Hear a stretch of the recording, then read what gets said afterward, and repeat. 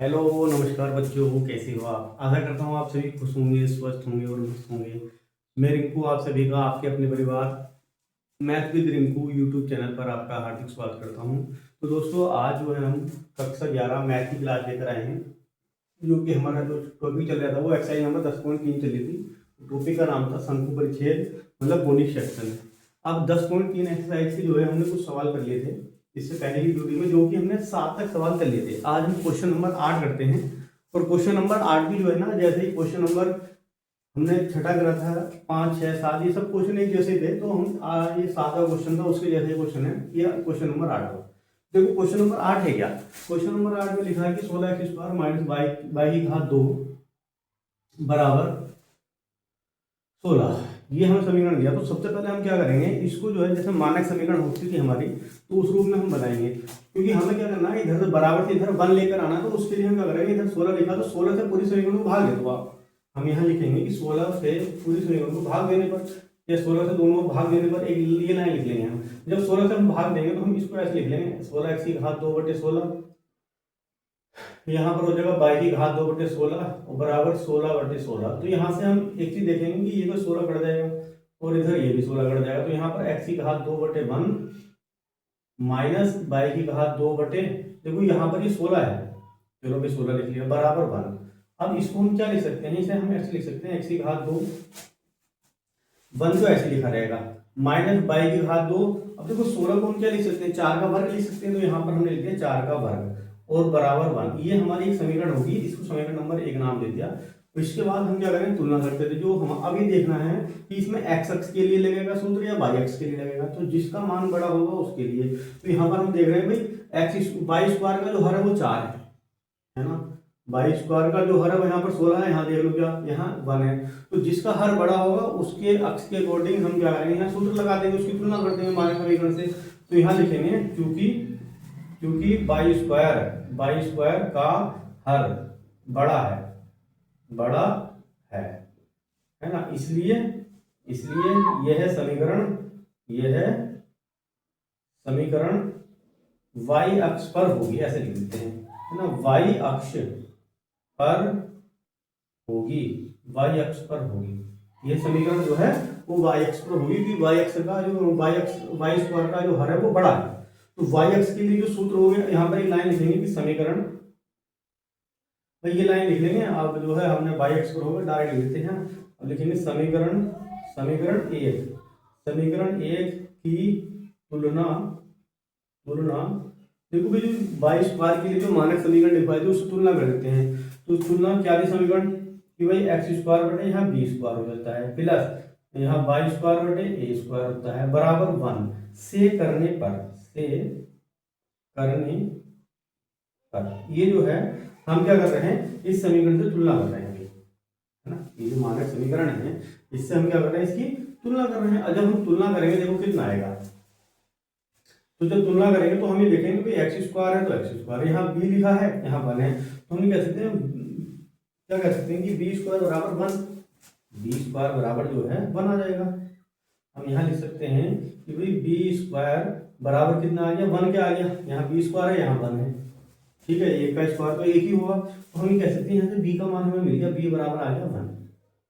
अब इसी प्रकार से देखो यहाँ पर ए स्क्वायर लिखा है और यहाँ पर 4 लिखा है, 4 का स्क्वायर। तो हम लिख सकते हैं कि ए स्क्वायर बराबर 4 का स्क्वायर लिख दो, है ना, 4 का स्क्वायर लिख दो, या चलो 4 का स्क्वायर हो जाएगा। तो यहाँ पर कितना हो जाएगा, यहाँ से हम कह सकते हैं कि ए बराबर कितना आ जाएगा, 4 आ जाएगा। तो ए और बी के जो मान हमने यहाँ से निकाल दिए। अब देखो इसके बाद हम क्या करते थे, इसके बाद हम शीर्ष निकालते थे।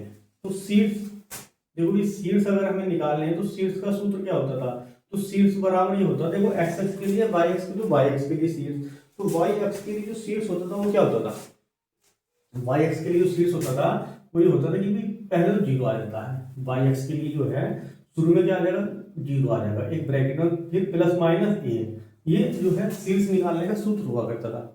अब यहाँ से क्या होगा, बराबर, देखो भाई 0 तो हमने ऐसे लिख लिया, प्लस माइनस ए का मान, देखो भाई ए का मान है 4, तो यहाँ पर ए की जगह हमने 4 लिख लिया, ये प्लस और माइनस है, तो ये जो है हमारा शीर्ष निकल गया। ठीक। इसके बाद हम क्या निकालते थे, इसके बाद हम ई का सूत्र लगाते थे, है ना, इसेंट्रिसिटी या उत्केंद्रता। ई बराबर इसका सूत्र भी देता था कि under root 1 minus B square बटे ए स्क्वायर। अब देखो इसको हम आगे हल करते हैं, तो ई बराबर कितना आ जाएगा, अंडर रूट 1 माइनस, देखो यहाँ पर लिखा है बी स्क्वायर और हमारे पास सिर्फ बी का मान दे रखा, तो बी स्क्वायर का मान दे तो रखा, बी स्क्वायर का मान कितना दे रखा 1, तो यहाँ डायरेक्ट 1 लिख दोगे बटे ए स्क्वायर का मान कितना दे रखा 4 का स्क्वायर कितना होता है 16, तो यहाँ 16 लिखा है, इसके बटे 1 मान लो, तो यहाँ पर ई का जो मान आ जाएगा अंडर रूट के अंदर, यहाँ पर तो 16 आ जाएगा, यहाँ 16 माइनस के 4 हो जाएगा, तो हम ये कह सकते हैं ई बराबर अंडर रूट कितना आ जाएगा भाई, इसे जब घटाएंगे तो यहाँ 12 बटे 16 आ जाएगा। अब देखो 12 को अगर हम छोड़ेंगे तो 4 4 या 12 होते हैं, देखो जैसे 12 लिखा है अंडर रूट 12, इसको हम तोड़ के कैसे लिखते थे, 4 गुना 3 लिख सकते हैं। 4 में क्या हो सकता है, देखो जो 16 लिखा तो 16 को हमने यहाँ से जो है 4 से 2 बाहर आ जाएगा, 2 अंडर रूट 3 और 16 से 4 बाहर आ जाएगा, इसको हम ऐसे लिख सकते हैं। देखो अब देखो इसको हल करते हैं तो हम लिख सकते हैं ये बराबर, हमने लिख दिया 2 अंडर रूट 3 और देखो यहाँ से 16 किसका बराबर 4 का, तो नीचे 4 आ जाएगा, इसका अंडर रूट खत्म हो जाएगा, तो ये 4 हो जाएगा यहाँ से, इसको हमने इससे काट दिया, तो ई बराबर जो आ जाएगा, ई बराबर आ जाएगा अंडर रूट 3 बटे 2, ये हमारे पास ई की वैल्यू निकलेगी। जब हमारे पास ई का मान आ गया तो हम क्या निकाल सकते हैं, अब देखो इसके बाद जो है हम निकालते थे ई का मान निकालने के बाद हम निकालते थे नाभिक के निर्देशांक, और नाभिक के निर्देशांक निकालते हैं। देखो तो नाभिक के जो निर्देशांक उसका सूत्र क्या होता है, देखो यहाँ पर हम लिखेंगे नाभिक के निर्देशांक बराबर, यहाँ लिख देते हैं नाभिक के निर्देशांक, नाभिक के निर्देशांक, और इसका सूत्र क्या रहता था बराबर, देखो भी ये रहता था 0, तो ऐसे ही रहेगा, है ना, बस यहाँ पर क्या लग जाएगा ई लग जाता है, कोमा लगाएंगे प्लस माइनस ए और ई हो जाता है, बस ये तो बताता है नाभिक के निर्देशांक में ई और आ जाएगा, यहाँ पर इसकी गुणा कर देते हैं, देखो बराबर 0 तो ऐसे रहा, कोमा प्लस माइनस ए का मान कितना भी, ए का मान है 4, तो यहाँ पर हमने लिखा 4 गुना अंडर रूट 3 बटे 2, देखो ये 2 ही बना 2 2 दूनी 4, तो हम ये कह सकते हैं 0 comma plus minus 2 under root 3, बस ये आ गया हमारे पास, है ना, नाभिक के निर्देशांक का, है ना, ये वैल्यू हमारे पास आ, देखो ये कोमा है, थोड़ा सा ध्यान रखना है, ये जो है हमारा कोमा है, ये प्लस और माइनस लगा है, तो ये प्लस माइनस ये हमारे पास क्या आ गया नाभिक के निर्देशांक। इसके बाद हम क्या निकालते थे, भाई इसके बाद हम अक्ष निकालते थे, एक तो लघु अक्ष होती थी और इसके बाद एक होती थी दीर्घ अक्ष, तो हम इसके बाद लिखेंगे दीर्घ अक्ष की लंबाई और लघु अक्ष की लंबाई, तो यहाँ पर हम लिख लेते हैं कि वही दीर्घ अक्ष की लंबाई, दीर्घ अक्ष की लंबाई, और दीर्घ अक्ष की जो लंबाई है उसका सूत्र होता था 2a, तो हम ये कह सकते हैं 2 और गुणा ए का मान कितना है, देखो भाई ए का मान हमें दे रखा है 4, तो यहाँ पर हमने 4 लिख दिया, 4 से गुणा हो जाएगी तो लंबाई तो आ जाएगी 4 दूनी यहाँ 8 आ जाएगी। इसी प्रकार से लघु अक्ष निकाल देते हैं, तो यहाँ पर लिखेंगे आप लघु अक्ष की लंबाई, लघु अक्ष की लंबाई बराबर 2 और b, तो हमने लिखा 2 गुणा और b का मान देख लो भाई 1 है, b का मान 1 है, यहाँ पर हमने 1 लिखा और ये आ जाएगा 2 गुना 2, ये आ जाएगा। इसके बाद एक चीज रहेगी फाइनल जो हम निकालते थे, वो आपकी देखो क्या थी, वो है नाभिलंब जीवा की लंबाई। इसके बाद हम लिखेंगे नाभिलंब जीवा की लंबाई, तो यहाँ पर लिख लेते हैं नाभिलंब जीवा की लंबाई, तो नाभिलंब जीवा की लंबाई इसका सूत्र क्या था 2b स्क्वायर अपॉन ए, ये सूत्र था। अब इसमें मान रखते, देखो b का मान भी पता हमें, a का मान भी पता है, तो हम ये कह सकते हैं भाई 2 गुणा b स्क्वायर का मान देख लो, b स्क्वायर का मान है कितना है, b स्क्वायर 4 चौक 16, यहाँ 16 लिख लेंगे, और बटे a का मान कितना है 1, तो यहाँ पर हमने 1 लिख दिया। इसकी देखो गुणा भाग करें जब हमने तो 16 दूनी 32, यहाँ 32 तो बटे 1 तो छोड़ो उसको, तो ये आ रहा है नाभिलंब जीवा की लंबाई, तो ये 32 आ गई। चलो अब ये हमारा क्वेश्चन नंबर 8 जो है कंप्लीट हो गया। अगला क्वेश्चन करते हैं हम इसके बाद, देखो भैया क्वेश्चन नंबर 9 लिखते हैं, क्वेश्चन नंबर 9 लिख लिया है, देखो हमने क्वेश्चन नंबर 9 करते हैं। देखो 4x की घात 2 प्लस 9y की घात 2 और बराबर 36, ये हमें क्वेश्चन दे रखा है। अब करने का तरीका सेम है, यहाँ भी देखो एक समीकरण देती है बराबर इधर एक आना चाहिए मानक समीकरण के अकॉर्डिंग, तो भाई इसका हम एक बना लेते हैं, तो हम क्या लिखेंगे देखो 36 दे रखा है, 36 से दोनों ओर भाग करने पर ये लाइन लिख देंगे हम। जब भाग करेंगे तो इस ऐसे लिखेंगे 4x की घात 2/36 प्लस 9y की घात 2/36 बराबर कितना आ गया भाई 36/36। ये वैल्यू आ गई 36/36 क्योंकि भाग करी है हमने। अब इसे काट देखो, इसको इससे काटेंगे तो यहाँ पर आ जाएगा 4 9 36, इसको इससे काटेंगे तो यहाँ पर आ जाएगा 4 और इससे काटेंगे तो ये आ गया 1। ये तो वैल्यू बनी। अब देखो इससे हम ऐसे कर लेते हैं, x की घात 2/9 ऐसे लिख लो, यहाँ लिख देते हैं y की घात 2/4 ऐसे लिख लो और बराबर आ गया 1। ये वैल्यू हमारे पास इस टाइप से बन गई। अब देखो इसको हम कैसे लिख सकते हैं इस समीकरण को, x की घात 2 यहाँ देखो 9 लिखा है, 9 किसका वर्ग होता है 3 का, यहाँ पर लिखते 3 का वर्ग प्लस यहाँ लिख सकते हैं 22 ये होता है 2 का वर्ग बराबर आ गया 1। ये वैल्यू आ जाएगी। अब यहाँ से क्या होता है, इसको समीकरण नंबर 1 मान लेते हैं। अब यहाँ पर हमें ये देखना है कि इसका हर बड़ा है, तो हर ये देखेंगे तो यहाँ पर देखेंगे कि भाई x स्क्वायर का जो हर 9 है, y स्क्वायर का 4 है, तो जिसका हर बड़ा उसके अकॉर्डिंग, उस अक्ष के अकॉर्डिंग जो है हमारे समीकरण हम लिखेंगे, उससे तुलना करेंगे।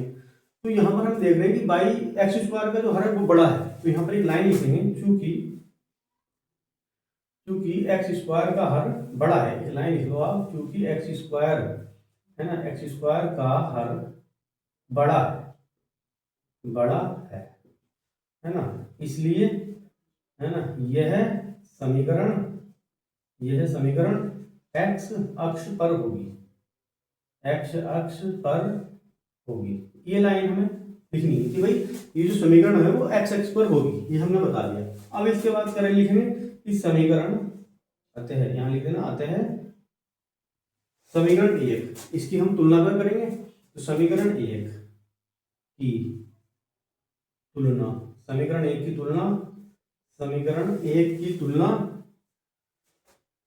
1 की तुलना x square upon a square plus है ना y स्क्वायर बटे b स्क्वायर और बराबर 1। ये मानक समीकरण होती थी। से करने पर है ना, से करने पर जब हम इसकी तुलना करेंगे तो यहाँ से हमें a और b के मान निकल जाएंगे। a का मान कितना आएगा देखो भी, अच्छा देखो a स्क्वायर बराबर कितना देखा भाई 3 का स्क्वायर, यहाँ लिख देंगे 3 का स्क्वायर, तो a बराबर कितना आ जाएगा 3। चलो भाई इसी प्रकार से यहाँ पर आप देखेंगे, यहाँ पर b स्क्वायर लिखा है, यहाँ पर 2 का स्क्वायर, तो हम ये कह सकते हैं कि b स्क्वायर बराबर 2 का स्क्वायर दे रखा है, तो b बराबर कितना आ गया 2। तो हमने जो है a और b के मान हमारे पास आ चुके हैं। इसके बाद अब क्या निकाल लेंगे, शीर्षों के निर्देशांक, उसका सूत्र हमारे पास रहता था, तो हम क्या लिख सकते हैं, शीर्ष या शीर्ष के निर्देशांक ऐसे लिख सकते हैं।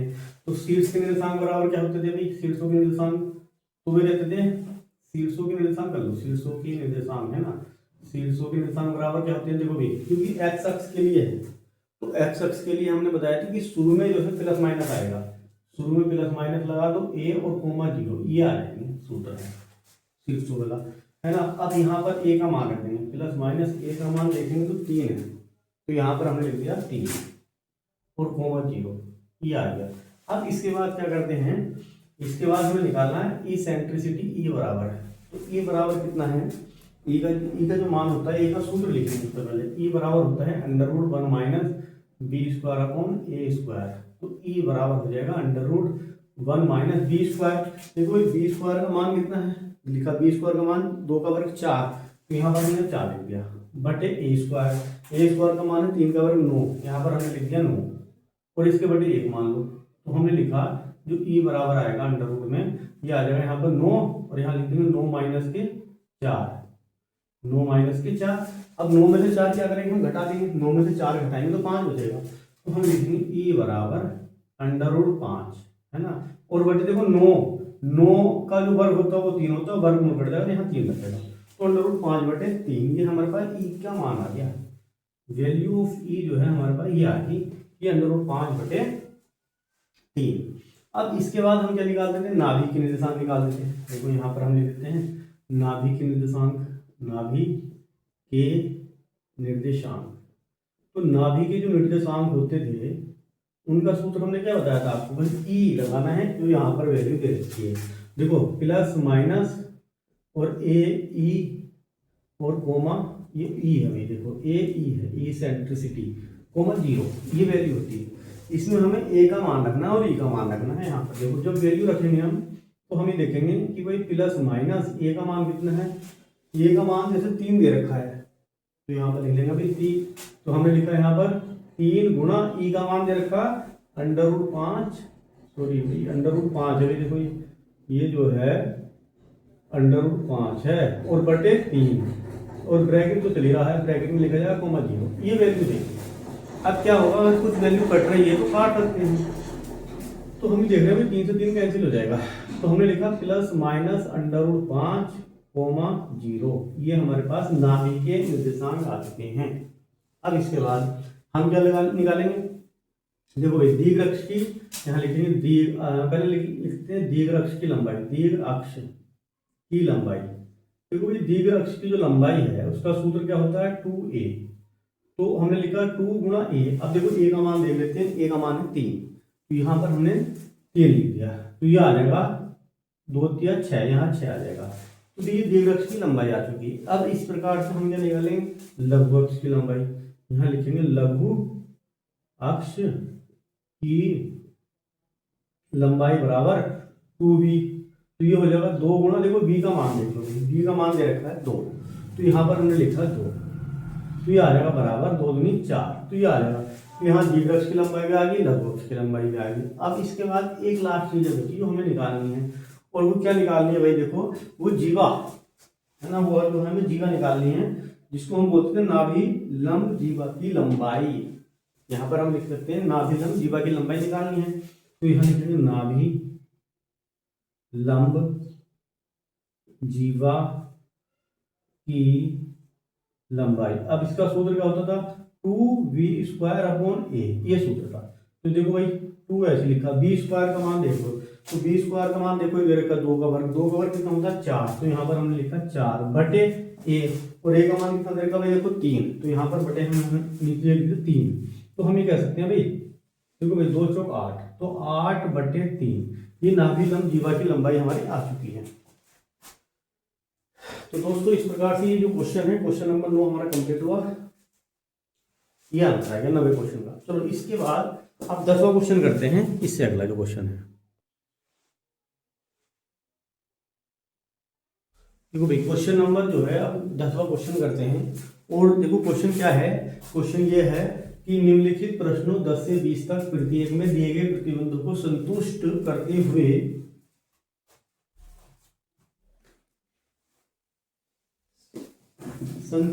हुए, तो इसमें संतुष्ट करते हुए क्या लिखा है, देखो संतुष्ट करते हुए दीर्घवृत्त का समीकरण ज्ञात कीजिए। हमें क्या करना है, दीर्घवृत्त का समीकरण ज्ञात करना है।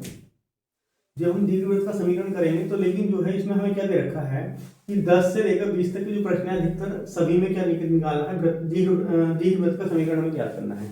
अब हर एक सवाल में देखो अलग अलग जो है कोई डिटेल दी होगी, उसके हिसाब से जो है हमें हर एक सवाल को अलग अलग तरीके से जो है ये सवाल में निकालना दीर्घवृत्त का समीकरण नहीं है। अब जैसे कि देखो 10 सवाल नंबर 10 है, इसमें क्या दे रखा है कि शीर्ष हमें दे दिए, और शीर्ष हमें दे दिए कि प्लस माइनस 5 कोमा 0, नाभि इतनी हमें दे दी प्लस माइनस 4 कोमा 0। अब देखो हल करते हैं, देखो इस सवाल को कैसे हल करेंगे समझेंगे सबसे पहले। और देखो इसका जो हल स्टार्टिंग करेंगे कहाँ से इसको समझेंगे, वो पॉइंट की बात ये है कि यहाँ पर देखो भाई ये प्लस माइनस शुरू में 5 देते हैं, इधर 0 दे दिया, मतलब इधर x होता है इधर y होता है, तो हमें ये दे रखा है कि जो x का x देखो यहाँ पर जो है हमें क्या दे रखा है, शीर्ष दिया है, और शीर्ष जो हमें दिया है, जो शीर्ष हमें शीर्ष दे रखे हैं, हमें शीर्ष दे रखे कि भाई प्लस माइनस 5 कोमा 0 दे रखे हैं। तो यहाँ से हम ये देख सकते हैं कि भाई क्योंकि x अक्ष है ना, यहाँ पर क्या है जो x अक्ष का मान तो 5 दे रखा ना, तो x अक्ष पर क्या होता है y के निर्देशांक 0 होते हैं ना, तो यहाँ पर x अक्ष का मान तो 5 दे रखा है, इधर देखो 0 दे रखा है, तो y कितना है 0, तो x अक्ष पर y का मान 0 होता है ना, क्योंकि यहाँ पर लिख लेंगे क्योंकि x अक्ष पर है ना, x अक्ष क्योंकि ये 0 है ना, ये 0 है इसलिए लिख रहे हैं हम x अक्ष पर y है ना, ये y कितना 0, तो y का निर्देशांक 0 होता है, यहाँ लिख देंगे 0 होता है, ठीक है ना, x अक्ष पर है ना, x अक्ष पर y का निर्देशांक क्या होता है 0, तो 0 है दे रखा है, इससे हमें यही आइडिया लगी, इससे यही पता चला है। अब दूसरी बात क्या लिखेंगे, देखो यहाँ पर हम क्या कह सकते हैं कि यहाँ से क्योंकि देखो y का निर्देशांक तो 0 हो गया, तो हम कह सकते हैं अतः इसलिए यह x अक्ष पर है, इसलिए यह क्या है भाई, एक्स अक्ष पर है। मतलब जो है ये जो पॉइंट शीर्ष हैं, ये जो शीर्ष है वो किस पे है, एक्स अक्ष पर है। तो शीर्ष में चल के ये जो शीर्ष है हमारे वो किस पे है, एक्स अक्ष पर है। तो एक्स अक्ष का मानक समीकरण निकालना है, क्योंकि जो पूछा क्या है, समीकरण निकालनी ना हमें। तो यहाँ लिखेंगे एक्स अक्ष के लिए, एक्स अक्ष के लिए मानक ऐसा कर दो, दीर्घवृत्त की मानक समीकरण या दीर्घवृत्त का मानक समीकरण, दीर्घवृत्त को निकालना है ना जो पूछा है। दीर्घवृत्त का मानक समीकरण यहाँ लिखते हैं हम, दीर्घवृत्त का मानक समीकरण। तो दीर्घवृत्त का मानक समीकरण क्या होता है एक्स अक्ष के लिए, वही होता है कि x square upon a square plus Y square upon B square और बराबर 1। इसको मान लेंगे कि ये हमारे समीकरण नंबर 1 आ गई। अब देखो इसके बाद हम क्या करते हैं, इसके बाद जो जानकारी हमें दे रखी है उसके अकॉर्डिंग हम क्या कह सकते हैं। देखो जो हमें शीर्ष दे रखे हैं, देखो ये दे रखे हैं, तो हमें जो शीर्ष दिए हैं हम क्या लिखेंगे, जो शीर्ष हैं वो शीर्ष हमें कितने दे रखे हैं, शीर्षों दे रखे हैं हमें। और शीर्षों है ना, शीर्ष कितने दे रखे हैं हमें, प्लस माइनस के 5,0 हमें दे रखे हैं शीर्ष। अच्छा हमने शीर्षों के सूत्र आपको लिखवाया था, वो क्या था, शीर्षों का जो सूत्र होता है वो क्या होता है, वो ये होता है कि प्लस माइनस a,0 ये सूत्र है और ये हमें दे रखा है। तो यहाँ से हम क्या पता कर सकते हैं भाई, हम दोनों और तुलना करते हैं। देखो 0 तो 0 लिखा है, यहाँ a लिखा है, यहाँ 5 का प्लस माइनस ऐसे लगा, तो हम ये कह सकते हैं यहाँ से कि a इधर देखो 5 है, इधर कितना a है, तो हम ये कह सकते हैं कि a बराबर कितना आ गया 5। मतलब a का जो मान है वो हमने निकाल लिया कि a का मान जो है 5 आ गया। जानकारी हमें यहाँ से मिल गई, ठीक है ना, शीर्ष से। अब इसके बाद देखो क्या होता है, इसके बाद जो है हमें नाभिया दे रखी है। अब इसके अकॉर्डिंग सवाल करते हैं। देखो हम लिखेंगे नाभिया। देखो नाभिया जो हमें दे रखी हैं वो कितनी दे रखी, प्लस माइनस के 4 और कोमा 0 दे रखी है। लेकिन हमने इसका सूत्र आपको लिखा है, इसका सूत्र क्या था, इसका सूत्र लिखते हैं हम। तो बराबर ये होता है प्लस माइनस ए और कोमा 0, ये इसका सूत्र था। अब क्या करेंगे, दोनों और हम तुलना करते हैं। जब तुलना करते हैं तो हम ये कह सकते हैं भाई इधर 4 लिखा है, तो 4 बराबर कितना आ गया, इधर ए लिखा है, तो 4 बराबर, अच्छा ए का मान हमें पता है, ए का मान 5 है, तो यहाँ से हमने मान रख दिया। तो 4 बराबर कितना आ गया 5 तो ये ऐसे कर दो, ई बराबर कितना आ जाएगा, ये 5 इधर बटे में आ जाएगा, तो इसमें हमने ऐसे लिख दिया 4/5। तो ई का जो मान है वो कितना आ गया, 4/5 आ गया, ई का मान आया है अभी। लेकिन हमें निकालना, देखो समीकरण के लिए हमें क्या जरूरत पड़ेगी, जो हमारे पास समीकरण हमें ए और बी का मान चाहिए, यहाँ ए स्क्वायर है सॉरी, है ना, ए और बी का मान चाहिए मानक समीकरण, तभी तो ज्ञात कर सकते हैं। तो ए का मान तो हमें पता है, लेकिन बी का मान नहीं पता, तो बी का मान निकालने के लिए हमने अभी ई का मान तो निकाल लिया भाई। अब इसका मान कैसा आएगा बी का, वो समझेंगे। इसका सूत्र क्या होता है, ई बराबर √1 minus B square upon a square, ये जो है ई का सूत्र है। अब क्या होता है देखो, तो ई का मान देते हैं, ई का मान दे रखा है 4/5, बराबर का निशान लगा दो, √ ऐसे लिखो, 1 माइनस बी स्क्वायर का मान देख लो। तो बी स्क्वायर का मान कितना है, बी स्क्वायर का मान तो हमें बताएंगे, निकालना है, तो यहाँ लिखते हैं हमने बी स्क्वायर ऐसे लिख रहेंगे, बटे ए स्क्वायर। ए का मान दे रखा है 5 का हम वर्ग कर देंगे, तो यहाँ आ जाएगा 25 और बटे आ जाएगा 1। अब क्या करेंगे, देखो इधर क्या कर लेंगे, एलसीएम ले लेंगे 25। अब एक काम कर लेते हैं, या दोनों और वर्ग कर दो, ये अंडर इधर आएगा तो इधर वर्गमूल बन जाएगा, ये अंडर अगर इधर आता है बराबर तो ये वर्गमूल बन जाएगा इनका। तो यहाँ पर इसको या दोनों और वर्ग कर देंगे, ऐसे लिख सकते हैं। जब वर्ग करेंगे तो यहाँ पर ऐसा हो जाएगा 4/5 का स्क्वायर हो जाएगा, बराबर। अब इधर क्या लिखा, जब हमने वर्ग कर, तो ये अंडर वर्गमूल से कट जाएगा, है ना, अंडर जो है वर्ग से कट जाएगा। जब कट जाएगा तो यहाँ पर हमारे पास क्या बचेगा, इधर तो 25 तो नीचे बचेगा, क्योंकि हमने एलसीएम ले लिया 25 आगे दोनों का, 1 और 25 का, ये 25 तो आ जाएगा यहाँ पर, यहाँ लिखेंगे 25 माइनस के बी स्क्वायर, ये बचेगा यहाँ से। देखो 25 माइनस के बी स्क्वायर। अब क्या करेंगे हम, देखो इसका वर्ग खोलेंगे, यहाँ आ जाएगा 16/25 बराबर 25 माइनस का बी स्क्वायर और बटे 25। अब यहाँ से हम एक चीज देखेंगे, दोनों के हर बराबर, देखो इधर 25 है, इधर भी 25, दोनों कट गए, 25 कैंसिल हो गया। तो यहाँ से हमारे पास ये बचा कि 16 जो बराबर आया है वो 25 माइनस बी स्क्वायर के आया है, ये 16 बराबर आ गया। अब यहाँ से देखो हम क्या कह सकते हैं, देखो भाई ये 25 इधर ले आओ, जब 25 इधर जाएगा तो माइनस का हो जाएगा, तो हमने इसे ऐसे लिखा 16 माइनस के 25 वो बराबर माइनस का बी स्क्वायर। देखो माइनस का बी स्क्वायर ऐसे लिखा लेंगे, इसे घटाया हमने तो 25 जब ये घटाएंगे तो यहाँ माइनस का 9 बचेगा और माइनस का बी स्क्वायर, तो माइनस से माइनस कैंसिल हो जाएगा। तो हम ये कह सकते हैं 9 बराबर कितना आ गया बी स्क्वायर, या हम कह सकते हैं बी स्क्वायर बराबर कितना आ गया 9, और हमें बी स्क्वायर का मान जो चाहिए देखो समीकरण बनाने के लिए, और बी स्क्वायर का मान हमारे पास आ चुका है। अच्छा इसको सही से लिख लेते हैं ना, इसको हमने 9 को जो है सही से लिख लिया, तो बी स्क्वायर का जो मान आ गया वो 9 के बराबर आ गया भाई, कि बी स्क्वायर बराबर 9 आ गया। अब हमें देखो क्या करना है, हमें तो समीकरण निकालनी है सवाल के अकॉर्डिंग, तो हम क्या लिखेंगे समीकरण इधर रखी हमें समीकरण ये तो दे रखी थी हमें, तो अब क्या करेंगे हम बी का मान समीकरण ए और बी का मान ऐसे लिख देते हैं कि भाई ए और बी का जो मान है वो समीकरण कहाँ रख देंगे एक में रख देंगे। यहाँ पर एक लाइन लिखते हैं ए तथा बी का मान समीकरण एक में रखने पर, तो ये लाइन लिखनी है हमें। जब इसमें रखेंगे समीकरण तो पहले समीकरण लिख लेते हैं, तो समीकरण हमारे पास लिखी समीकरण नंबर 1 क्या दी, x square upon a square plus Y square बटे बी स्क्वायर और बराबर 1, ये समीकरण थी हमारी। अब क्या करना है, एक्स स्क्वायर तो ऐसे लिख रहे हैं हम लोग बटे ए स्क्वायर, ए का मान कितना था, ए का मान है 5, हम इसका वर्ग करेंगे तो 5 का वर्ग आ जाएगा 25 प्लस यहाँ कितना है वाई स्क्वायर और बटे ए square, b square sorry b square का मान कितना है 9, तो यहाँ पर हमने कितना लिख दिया 9 और बराबर कितना है 1, तो ये 1 ऐसे लिख दिया। तो यही तो हमें समीकरण निकालनी थी, ये जो है मानक समीकरण हमें आ चुकी है, और ये हमें निकालनी थी कि वह दीर्घवृत्त का समीकरण याद करो, दीर्घवृत्त का समीकरण आ चुका है। तो ये जो क्वेश्चन है हमारा 10वां क्वेश्चन कंप्लीट हुआ। चलिए अगला क्वेश्चन करते हैं। देखो भाई अब क्वेश्चन नंबर 11 करते हैं। देखो क्वेश्चन नंबर 11 भी सेम इसी प्रकार से है जैसे क्वेश्चन नंबर हमने 10 पकड़ा है। करते हैं हाँ, ये देखो इस सवाल को, देखो क्वेश्चन नंबर 11 में, अच्छा जो क्वेश्चन नंबर 11 हमने पूरा नहीं लिख रखा क्या, इसमें नाभिक भी दे रखी होगी शायद, लिखते हैं इसको पूरा।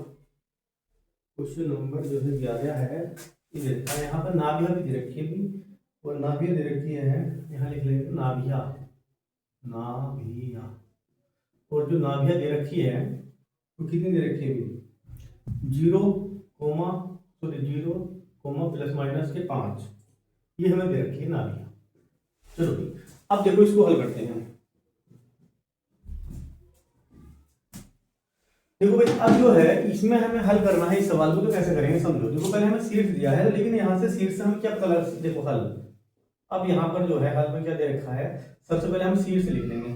जो हमें शीर्ष दे रखे हैं, शीर्ष क्या दे रखे हैं इसमें, शीर्ष हमें दे रखे हैं 0 प्लस माइनस 13, तो यहाँ से हमें पता ये चल गया कि x तो 0 है और y का मान 13 दे रखा है। तो यहाँ पर क्या दे रखा है, चूंकि y अक्ष पर x का मान 0 होता है, तो यहाँ लिखेंगे क्योंकि y अक्ष पर x के निर्देशांक, y अक्ष पर x अक्ष के निर्देशांक, क्योंकि x वाला 0 है ना, तो x अक्ष के y अक्ष पर x है ना, x के निर्देशांक, x का निर्देशांक यहाँ लिखो का, x का निर्देशांक 0 होगा, ऐसे लिख दिया होता है। y अक्ष पर x का निर्देशांक 0 होता है, ये लाइन हमने लिख ली है, ठीक है, क्योंकि 0 है ना x वाला, x निर्देशांक 0 होगा। अब यहाँ पर हम क्या लिखेंगे, इसलिए यह है ना, यह शीर्ष, इसलिए यह शीर्ष y अक्ष पर होंगे, इसलिए यह शीर्ष ऐसे लिख दो, यह शीर्ष है ना y अक्ष पर है ना, यह क्या है y अक्ष पर है, यह मतलब यह जो शीर्ष है किस पे है भाई, y अक्ष पर है। तो y अक्ष के लिए मानक समीकरण यहाँ लिखेंगे, अतः y अक्ष के लिए मानक समीकरण। तो y अक्ष के लिए जो मानक समीकरण है वो क्या होती थी, देखो y अक्ष की बात चल रही है, तो y अक्ष के बारे में पता ही है, मानक समीकरण लिख पाएंगे हमने पहले आपको। y अक्ष की मानक समीकरण क्या होती है, ये होती है कि भाई एक्स स्क्वायर बटे, थोड़ा सा अंतर रहता है, दोनों सेम ही है, देखो एक्स स्क्वायर अपॉन यहाँ सिर्फ बी स्क्वायर आ जाता है, प्लस वाई स्क्वायर अपॉन इधर ए स्क्वायर होता है बराबर 1, ये हमारी समीकरण होती है, जो मानक समीकरण होती है y के लिए। इसको समीकरण नंबर हमने 1 नाम दे दिया कि भाई ये समीकरण नंबर 1 हमारी है। अब इसके बाद क्या करेंगे, जो भी सीट्स दे रखे हैं, देखो जो हमें सीट्स तो दे रखे हैं, है ना, शीर्षों, तो हम क्या जो सीट्स हमें दे रखे हैं वो क्या दे रखे हैं, 0 प्लस माइनस के 13 दिया है। अब इसका सूत्र भी लिखवाया था हमने, शीर्षों का निर्देशांक का सूत्र हमने क्या बताया था आपको, देखो शीर्षों निर्देशांक का सूत्र होता है, वही होता है 0 प्लस माइनस ए। तो यहाँ से देखो जब हम दोनों तरफ तुलना करेंगे तो यहाँ पर a लिखा है, यहाँ पर 13 लिखा है, मतलब a और 13, तो 13 बराबर a, 13 बराबर किसका आ गया a, या ऐसे लिख दो a बराबर कितना आ गया 13। तो यहाँ से अभी हमें a का मान तो मिल गया, क्योंकि a का जो मान है वो 13 है। अब इसी प्रकार से वो आगे हल करते हैं इसको। अब हमें क्योंकि b का मान निकालना है, तो लेकिन इसके लिए हमें नाभिया दे रखी है, तो बहुत अच्छी बात है, यहाँ लिखेंगे नाभिया बराबर, नाभिया नाभिया बराबर। तो नाभिया बराबर क्या होंगे, देखो नाभिया जो बराबर होंगे वो क्या हो जाएगा, यहाँ पर लिखेंगे, अच्छा नाभिया यहाँ पर हो जाएगा 0 प्लस माइनस के 5, ये हमें दे रखी है 0 प्लस माइनस के 5। अब इसके बाद क्या होगा, बराबर, इसका जो सूत्र लिखवाया था, सूत्र ये होता है इसका, देखो भाई इसका जो सूत्र था वो 0 प्लस माइनस ए ई, ये इसका सूत्र था। अब इसके बाद क्या करते हैं, हम क्या करें, दोनों और इसकी तुलना करेंगे। जब हम तुलना करते हैं तो हम ये कह सकते हैं कि जो 5 है वो किसके बराबर है, ए ई के बराबर है। तो 5 का जो मान आ गया वो ए के बराबर आ गया। अब यहाँ से देखो ए का मान हमने कितना निकाल रखा है, 13 निकाल रखा है, तो ये जो ए का मान है वो यहाँ पर हम रख देंगे। तो यहाँ पर हमने लिखा 5 बराबर 13 ई। तो यहाँ से हम ये कह सकते हैं कि जो ई बराबर है वो 5/13 आ जाएगा। तो ई का मान तो हमें पता चल गया कि ई का मान 5/13 आ गया। अब इसके अलावा जो है ई का हमने एक सूत्र लिखवाया था आपको, इसेंट्रिसिटी, उत्केंद्रिता जिसे बोलते हैं। तो ई बराबर सूत्र क्या था कि √1 माइनस बी स्क्वायर बटे ए स्क्वायर, ये इसका सूत्र होता है, जो ई का सूत्र होता है। अब क्या करेंगे, ई का मान हम इसमें रखेंगे। देखो ई का मान दे रखा है 5/13, तो हमने यहाँ लिख दिया 5/13 बराबर ऐसे लगाया अंडर, अब हमने लिखा 1 माइनस बी स्क्वायर का मान हमें पता नहीं, तो हमने बी स्क्वायर ऐसे लिख दिया। यहाँ पर हमने लिखा बी स्क्वायर बटे ए स्क्वायर। अच्छा ए स्क्वायर, ए का मान हमें 13 दे रखा है, इसका स्क्वायर करेंगे तो 13 का वर्ग हो जाता है, ए स्क्वायर का मतलब हो जाएगा 169। अब क्या करेंगे, यहाँ पर देखो इसके बटे कर लिया हमने, यहाँ अंडर में देखो 169, तो यहाँ लिख लिया हमने 169। अब 169 यहाँ पर आ जाएगा, 169 यहाँ लिख लिया, माइनस के बी स्क्वायर ऐसे लिखा हमने, और इधर आ जाएगा बराबर, ये 5/13 चली रहा है हमारे पास। अब क्या करेंगे, दोनों साइड हम वर्ग करेंगे। जब दोनों ओर हम वर्ग करेंगे तो इधर तो वर्ग हो जाएगा, इधर अंडरवुड जो है ये वर्गमूल दे रखा है, ये वर्ग से कट जाएगा। तो हम ये कह सकते हैं जब इधर वर्ग करेंगे तो 5/13 का स्क्वायर हो जाएगा, बराबर ये बराबर हो जाएगा इधर हमारे पास देखो 169 माइनस का बी स्क्वायर और बटे 13 हो जाएगा। अब इसके बाद देखो एक लाइन और करते हैं इसमें, यहाँ पर 5 का वर्ग हो जाएगा 25 बटे 169 बराबर 169 बराबर। अब यहाँ पर बचेगा हमारे पास 169 और माइनस का बी स्क्वायर और बटे 13, नहीं 13 का वर्ग चल गया है ना, 169 होता है यहाँ पर, जो एस्टिमेट था यहाँ पर 169 है, तो यहाँ लिखेंगे 169, ये वैल्यू आ जाएगी। अब इसके बाद देखो क्या होगा कि 169 दोनों तरफ देखो सेम दे रखे हैं, दोनों के हाथ, तो ये जो वैल्यू है आपस में कैंसिल होगी, तो ये दोनों कैंसिल होगी, तो ये कट गई हमारी। अब इसके बाद देखो क्या, जो 25 है वो 25 किसके बराबर आ गया, यहाँ पर देखो आगे लिख लेते हैं, जो 25 है 25, तो 25 बराबर आ गया 169 माइनस का बी स्क्वायर, ये वैल्यू आ गई। अब क्या करते हैं, जो 169 है इसको इधर ले आते हैं, ये माइनस हो जाएगा इधर आकर, तो हमने लिखा 25 माइनस के 169 वो बराबर माइनस का बी स्क्वायर। जब इसको घटाएंगे देखो 169 में से 25 घटाएंगे तो 144 बचेंगे माइनस के, तो ये माइनस के 144 और बराबर माइनस के 25, तो इधर माइनस के बी स्क्वायर, देखो माइनस से माइनस कैंसिल हो गया, 144 बराबर आ गया बी स्क्वायर पे, और बी स्क्वायर को हम ये लिख सकते हैं 144। तो हमें बी स्क्वायर का मान चाहिए था, क्योंकि हमें समीकरण निकालनी है। समीकरण देखो ये लिखी, तो समीकरण में बी स्क्वायर का मान हमें चाहिए, वो हमने निकाल लिया। अब क्या करते हैं कि ए और बी का मान समीकरण 1 में रख देते हैं, यहां लिखेंगे ए तथा, है ना, ए तथा बी का मान समीकरण समीकरण, क्योंकि यहाँ से बी स्क्वायर का मान यहाँ आ गया, अगर बी की बात करें तो बी का मान यहाँ से बाहर आ जाएगा, क्योंकि स्क्वायर है तो यहाँ पर 144 बाहर का वर्ग होता है। तो यहाँ लिखेंगे ए तथा बी का मान समीकरण 1 में रखने पर, समीकरण 1 में रखने पर। और समीकरण नंबर 1 क्या है हमारी, समीकरण नंबर जो 1 हमें दी है, देखो ये लिखी हुई है सर, ये है X square upon B square. चलिए लिख लेते हैं इसको, X square upon B square plus Y square बटे ए स्क्वायर और बराबर 1। ये हमें समीकरण नंबर 1 दे रखी है। अब क्या करते हैं, देखो अब हम क्या करेंगे, इसमें इसका मान रख लेंगे। तो एक्स स्क्वायर बटे बी स्क्वायर का मान देख लो भाई, तो बी का मान आ जाएगा, बी स्क्वायर का मान कितना है, बी स्क्वायर का जो मान है 144 है, यहाँ पर हमने लिख दिया 144 प्लस वाई स्क्वायर बटे ए स्क्वायर। अच्छा ए का मान 13 दे रखा है, हमें स्क्वायर चाहिए 13 का वर्ग 169, तो यहाँ लिख लेंगे 169 और बराबर 1। तो ये जो है हमारी समीकरण बनी है, और यही हमें समीकरण निकालना है, जो कि हमारी समीकरण आ चुकी है। तो ये क्वेश्चन नंबर जो है 11 कंप्लीट हुआ। अगला क्वेश्चन करते हैं। तो दोस्तों आज के लिए इतना ही। यदि ये वीडियो आपको पसंद आई तो हमारी वीडियो को लाइक शेयर और हमारे चैनल को सब्सक्राइब करिए। मिलते हैं अगली वीडियो में, तब तक के लिए जय हिंद।